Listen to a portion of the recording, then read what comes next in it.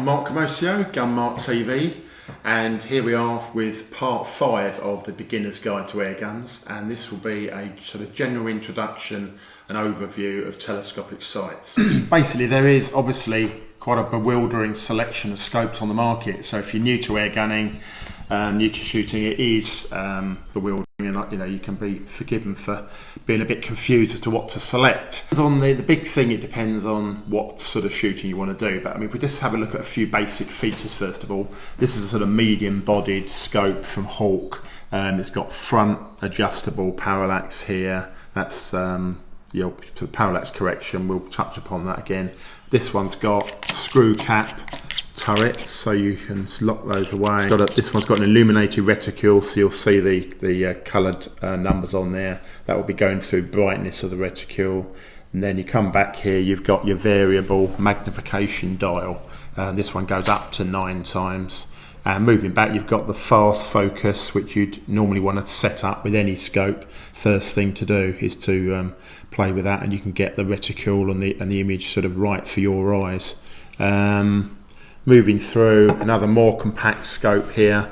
Obviously it just depends. You might have an awkward rifle and you're limited to the size of a scope, but this one here is quite small. That's got an inch tube, body tube, and then you can go up to sort of a 30mm body tube there. Bigger, you can get some specialist sort of field target models, they can go to 34mm, but obviously body tube's another consideration. I mean, I've spent most of my life shooting with an inch tube, and it's been fine. So it's up to you. It's an MTC, and you've got exposed sort of target style tactical turrets, as they call them. And then to lock these, some are push pull style. These ones you've actually got a ring there, so you'd unscrew that. Then you can adjust your turret, and then you can lock that again. So you've got the sort of facility to lock it. Because you haven't got a cap on there, you can lock your mechanism once you've zeroed. You've got a side focus on there, you can see, to go through. This one is an old style, become sort of vintage now, Burris. It's just one of the last of the sort of their field target models, Burris signature. And this one had front AO, sort of adjustable objective, and that's your parallax corrector there. But you come to a modern field target scope, and sort of this Hawk Sidewinder special, and you've got a side wheel which will you've got all your adjustments there for your parallax adjustment, but you've got a side wheel on, and the whole point of that, it magnifies the difference between ranges when you're actually dialing through. And then you'll gently twist that, and you'll be able to read off your range. But yeah, then again you've got specialised turrets here, and these are of the push-pull style. So you pull them up, you'll adjust for your zero, and then push down. And again, you can be adjusting that. You will be adjusting that through a competition to compensate for target. Most scopes, actually, or an awful lot of them, come with a sunshade, so you can just put that on, and then the idea is it stops extra light getting in on the front, and sort of all helps to crisp up the image. I love now HFT, Hunter Field Target. We all want sort of modest. That's the sort of classic option that I'd go for. You've got quite a modest sized objective lens there. So the first part, if you say it's a sort of 3 to 9 by 40mm, the 40, as I say, is millimeters of the objective lens. So we tend to stick to 40, 44mm. But there's ways around all these things in personal taste. But you'll find most competitors are sort of using quite a small sort of 36 or 40 up to 44mm front. And then magnification wise, you've got to keep fairly low. So that's probably, I mean, I tend to use 9, but between 7 and 10 mag for that. But if you go to field target, it's all done on ultra high mag, and I say they go up to 80 times now on the Mart models. This Hawk, as I say, we've got to take that off for a minute because we've not put that on properly. We've got this one will go up to 32 times magnification, and that's sort of, I'd say, the minimum, but that's, you can really compete with that. And the whole point of the high magnification is it gives you a shallow depth of field when you're looking at the target, and then with with field target, you're allowed to dial the parallax, and when the subject is completely clear, you then read off the range, and that's the whole point of it. And that's all geared around now with high magnification. Key factor with telescopic sights is the click value. So obviously, as you're turning that turret, you won't be able to hear that, but there's a click, so you should be able to hear the click, and also you can feel it. And each click is obviously representative of how much you're moving the point of impact. Now, the old-fashioned, I mean, most scopes I've ever used just says a quarter. I think this one does quarter of an inch at 100 yards. So basically, each click is worth a quarter. It will move the impact a quarter of an inch at 100 yards. Now, I know we're talking mainly air guns for me, but the point is that's the relevant. So it basically would mean if it's one click at a quarter of an inch at 100 yards, then it's going to be, say, 4 to get the same value at 25.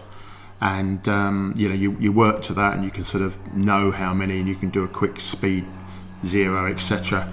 But that's 1 quarter inch. But you can also, if you get a European scope, you've got a click will be a centimetre at the same distance, and then you get sort of 0.1 of a mil radian on clicks again.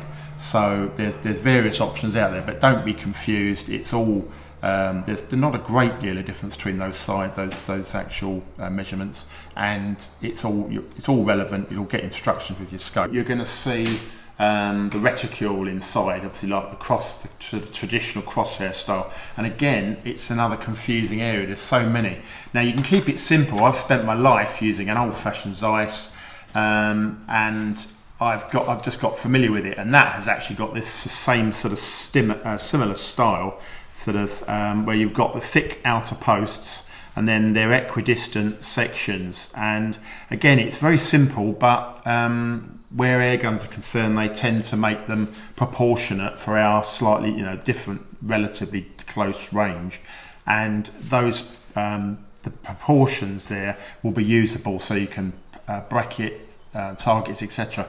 So you need to sort of look through a few scopes, ideally down the club, and see what suits you. If you want to go more complicated, then you can go to the a very sort of trendy, popular one, which is mil dots, and this has a particular value, obviously, which is measured. So again, 100 yards, that's the value of it, but it's all proportional. So again, it gives you known distances, far more aim points on the reticule. And this is very popular with sort of competition users. I do the HFT, and a lot of shooters, swear by it, and it's another option. Now, something else to consider with all this is you have what's called first or second focal plane. This depends where the reticle is actually set inside the scope body. And the end result is that most scopes, I believe, are the second focal plane, and you get. There's some more specialised ones which are first focal plane. And first focal plane, the main difference is, as it's showing here, as you wind through, if you've got a variable magnification, as you wind through, the reticule on first focal plane stays totally in proportion. So as you can see, that you've got the same number of dots there showing, even though you've enlarged everything. Whereas you come on to second focal plane, as you dial up the magnification, the reticles stayed much smaller, and this obviously can have an effect in the way it all you relate to it. And they've got various applications, but it's something to bear in mind. Again, I've competed all the time. I tend to have second focal plane. If you're not going to adjust it, I tend to have to set it and leave it. Then it's not so relevant. If you want to be a hunter outside and you're going to dial through and alter your magnification in the field, first focal plane may just suit your applications, but that's something to consider. So really, it's down to personal taste. But again, there's a whole variety. There's these sort of Christmas tree effects, sort of tactical reticules available as well, and you've got, a multitude of aim points and sort of graduations that all help you gauge the size of the target and the distance. And with experience, you'll be amazed at the amount of information you can glean from the reticule. So yeah, it's a whole world. It might seem overly complicated at the start, but ideally, as I say with everything, go to your local club, look through a lot of people's scopes, have a chat and see why they use what they've got, and yeah, it's good. There's a lot of stuff out there, and we're living in an exciting time for the amount of kit, but I hope that's helped.